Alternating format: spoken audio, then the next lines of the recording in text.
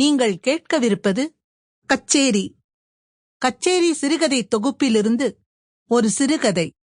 எழுதியவர் தி. ஜானகிராமன். ஒலிவடிவில் வழங்குபவர் கோமதி ஸ்ரீ. கச்சேரி. சிஷ்யர்கள் பாடத்தை முடித்துக்கொண்டு போய்விட்டார்கள். பெரிய பிள்ளை காமிராவை எடுத்துக்கொண்டு எங்கோ பார்ட்டியாம் சம்பாதிக்கப் போய்விட்டான்.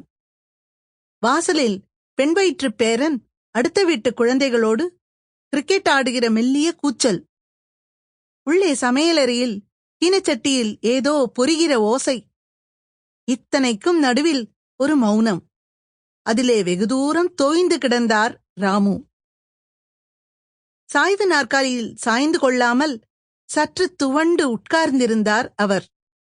வழக்கம்போல் மனசில் ஒரு நிறைவு.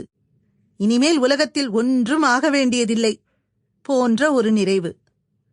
சிஷ்யர்களுக்கு பாடம் சொல்லிக் கொடுத்து முடித்தவுடன் அவருக்கு இந்த நிறைவு நெஞ்சு, இதயம், கால், கை, கண் எங்கும் வந்து அடைந்து கொள்வது வழக்கம்.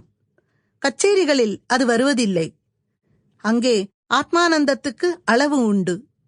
3 மணிக்கு 6 ராகம், 10 பாட்டு, ஒரு பல்லவி, ராகமாலிகை, ஸ்வர வாள்கள் இவ்வளவும் பாடி ஒவ்வொன்றிலும் குதிகாலளவாவது ஆத்மானந்தத்திலும் முழுகி ஆடுகளையும் ரசிகர்களையும் விமர்சகர்களையும் மகிழ வைத்து காசையும் வாங்கிக் கொண்டு வரவேண்டும்.